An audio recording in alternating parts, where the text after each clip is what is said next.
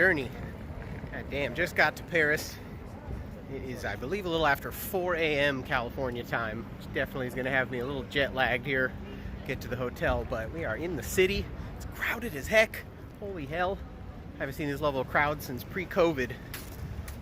But, oh man, it's going down. Everywhere you look, there's these illuminated green crosses, which apparently it's how they signal their pharmacies here. And there's an unusual amount. 15 minutes, I've probably walked by 12 of them. In the States, a lit green cross definitely has a different meaning. So I had to walk into one and ask and make a little bit of a fool of myself, because sure enough, marijuana is still illegal here in France. So we're gonna have to buy it some shady way, like the old days, like it's the 90s. Walking across this bridge here, check this shit out. Like an above ground cemetery down here. I had no idea. Cool, very New Orleans. It's definitely the rich white part of town for sure.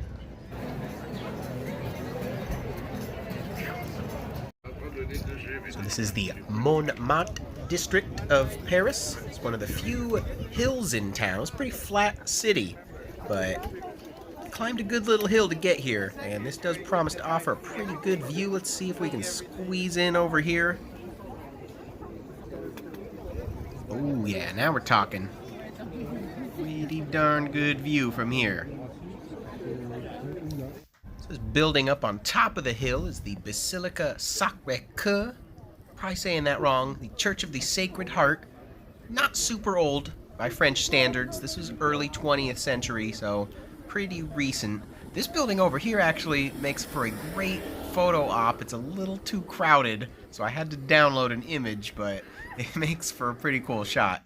Busy, busy Saturday. Good lordy, are there a lot of people here.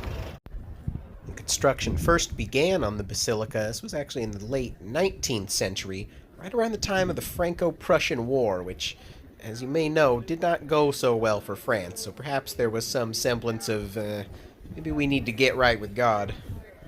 That is a cool church. No questions asked. Gargoyles, stained glass, whole 9 yards.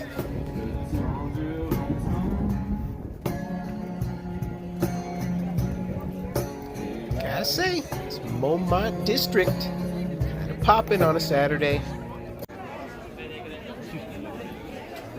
I can't believe people can drive down this road. Does this look like a road people should be driving on?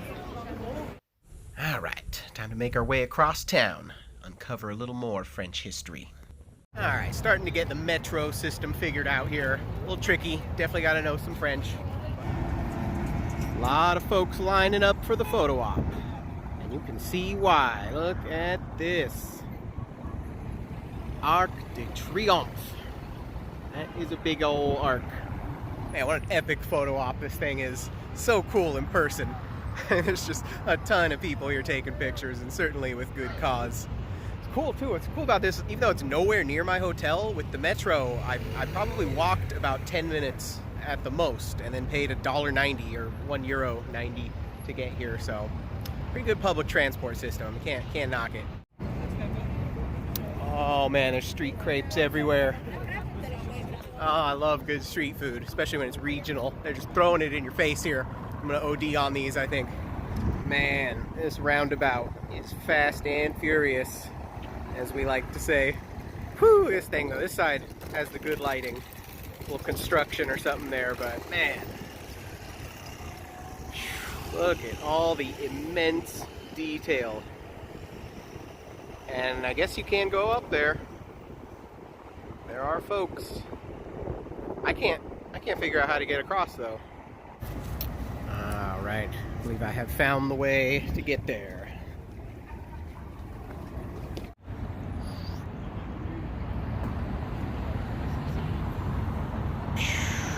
Look at this thing. So from my understanding, these bearded folks are supposed to be the Germanic savages who are the enemy, and these fresh-faced looking youngsters are the French people. It's kind of a weird expression on that one's face.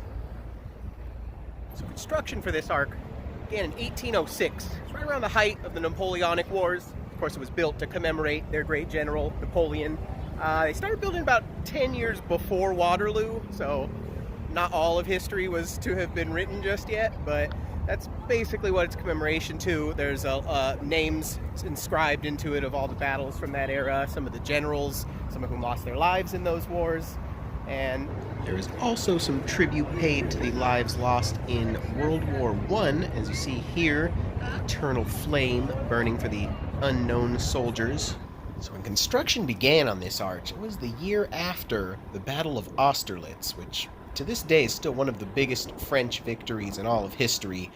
Napoleon took out a much larger Russian and Austrian army opposing them, and effectively ended the Holy Roman Empire, which had stood for 1,000 years before that, since the time of Charlemagne, 800 CE. So kind of a big deal, particularly here in France. Man, what a cool place to be, right in the thick of it. It's cool that you could still, come up right under it. If you pay for a ticket, you can actually go all the way at the top of it, but like anything today, there's a ridiculous line. This is actually where the victory parade was for France at the end of World War I, and very famously, a guy flew a plane through this arch right here back then. There's actually, somebody managed to take a picture of it in 1919. I'll try to post that up there, but pretty cool to think someone flew a plane through this. I mean, it's big, but God, I wouldn't want to be anywhere near it if a plane was coming down. Man, there was literally always a siren here. They really do sound like that. This avenue you see right here, pretty famous, kind of the French version of Rodeo Drive. It's known as the Champs-Élysées.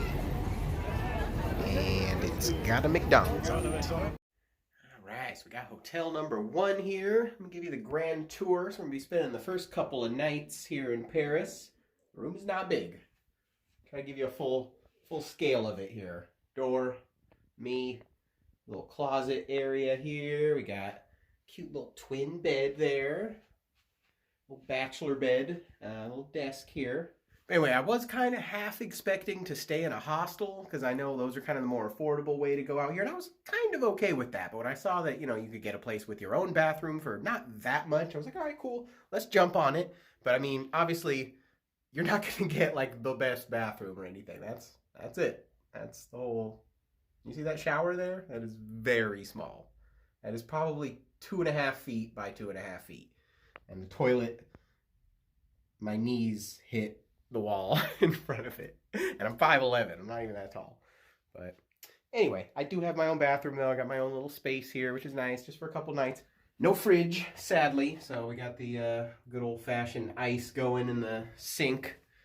Way to go. Got myself some cheap American-style beer. It is not American, though. It is French, because why not? Speaking of French snacks, actually, good Lord, I found French Funyuns, and I love white Kit Kats. It's like my favorite candy bar ever, and I found the French version of that as well. Why not?